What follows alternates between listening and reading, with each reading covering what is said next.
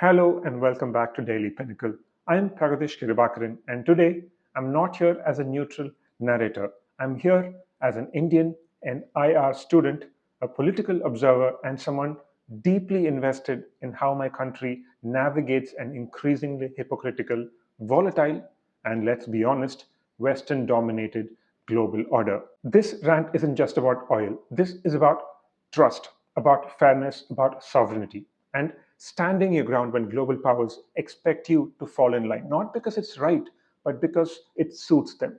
Let's talk about sanctions. Let's talk about hypocrisy. Let's talk about India.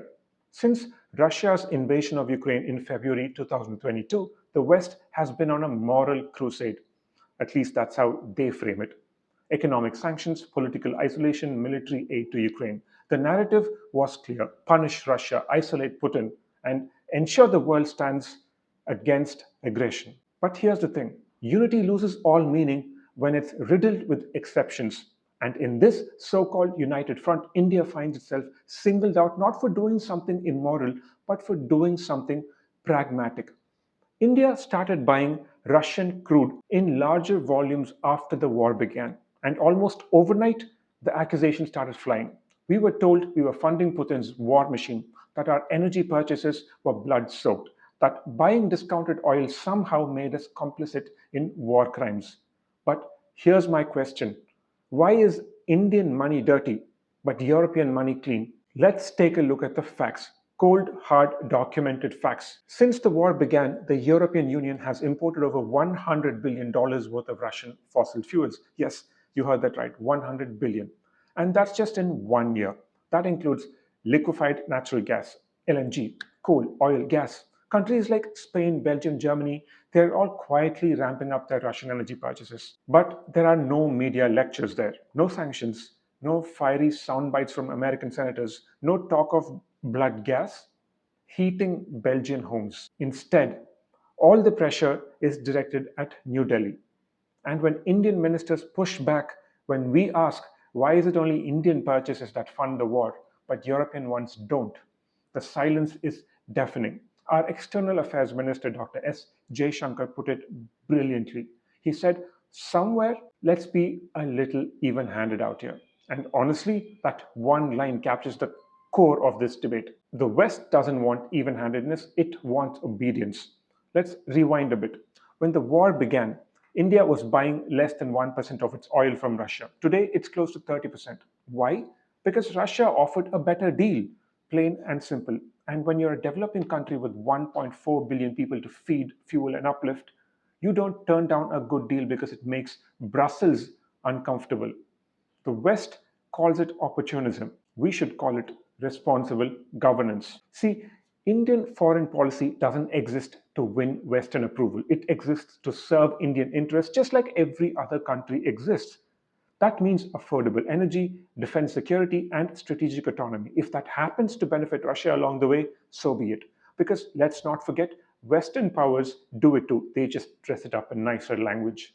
For example, Germany shut down its nuclear plants, then quietly increased Russian LNG imports through alternate ports. Italy imported Russian oil products through intermediaries. Even the US, yes, the torchbearer of the sanctions movement, continued importing critical Russian commodities like uranium for its nuclear power plants. The same country they want India to stop buying from. But when India does the same, suddenly it's unethical. Suddenly we're destabilizing global unity.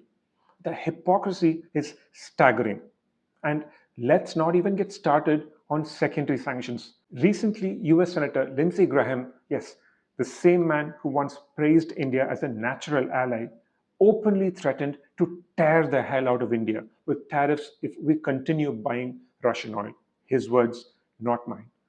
Tear the hell out of India, crush our economy. This isn't diplomacy, this is bullying.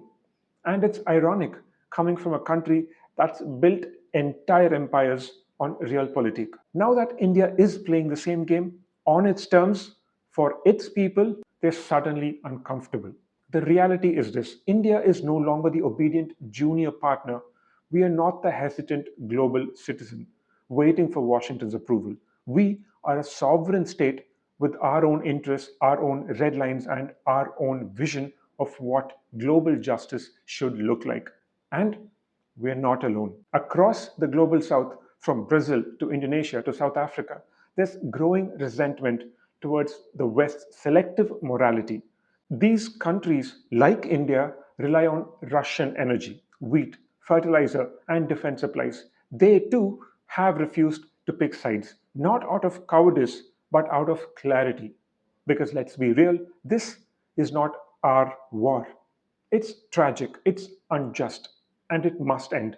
I get it. But asking the global south to bear the burden of Europe's strategic miscalculations is not just unfair, it's neo colonial. India has condemned the violence. We've called for diplomacy. We've sent humanitarian aid. We've kept communication channels open with both Moscow and Kyiv. That's what responsible states do. We don't moralize, we don't virtue signal, we act. And it's not just energy. The defense relationship with Russia also gets us flack. Western critics say we're too dependent on Russian weapons, that we should diversify, that continuing defense deals with Moscow is undermining their strategy. Well, let me ask, who is going to fill that gap overnight? Roughly 60 to 70% of our defense arsenal is of Russian origin. That's not going to change with a press release. Spare parts, upgrades, missile systems, these are long term commitments. Walking away from them would cripple our military preparedness. And we're a country that shares live borders with two nuclear adversaries, Pakistan and China. So forgive us if we choose pragmatism over posturing. And again, let's call out the hypocrisy. Turkey, a NATO member, bought Russia's S 400 missile system and got a light slap on the wrist. They're still very much inside NATO. They still get weapon deals from the US. But when India buys the same system, it's a strategic betrayal. Why? Because we're not a part of the Western club. That's what it comes down to: privileges for allies, pressure for partners, and punishment for independence. Let's take this a step further. Washington is now monitoring Indian refineries that re export processed Russian oil to Europe. Let that sink in. The West buys refined oil from India, then threatens India for buying Russian crude. You want to talk about twisted logic? The truth is, the West's discomfort isn't just about oil or weapons, it's about control. India used to be predictable, but now we're asserting ourselves. We speak up at the G20, we shape the BRICS agenda, we challenge dollar dominance, we don't parrot Washington anymore. We negotiate, we lead, and that unsettles the old guard. I'm not saying the US isn't an important partner, it is. We need that relationship for technology, for trade, for climate cooperation, for defense modernization. But partnership does not mean subservience. Let's be clear: India will work with the West, but not behind it. And that brings me to the core question: what kind of world order do we want? One where a few nations write the rules and change them as they please? Or one where every sovereign country, big or small, gets to pursue its interests without being bullied? India believes in the latter, and that is the world we're trying to build. Through initiatives like the International Solar Alliance, the Global South Summits, Vaccine Maitri, and our role in BRICS, and the SCEO, we are creating new platforms, not to reject the West, but to balance it, because balance is what brings justice, not obedience.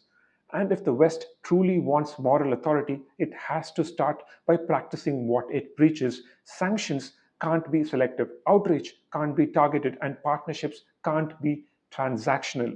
India's message to the world is simple: don't mistake autonomy for arrogance, don't confuse principle with provocation. We will engage, we will collaborate, but we will not compromise on what's best for our people. So the next time you see a Western politician lecturing India on Russian oil, remember this: we did not create this war. We didn't bankroll it for years through energy deals. We didn't ignore Crimea in 2014. We didn't turn Ukraine into a proxy battlefield. And we definitely don't owe anyone an explanation for doing what's right for our people. This isn't just India's stance, it's the voice of a rising global south. and it's not going away. So to hell with Trump. Thank you for listening. I know this was long, but some truths need time to breathe. If you found this thought provoking, do share it. The world needs to hear our side without filters, without edits, without apologies. Jai Hind.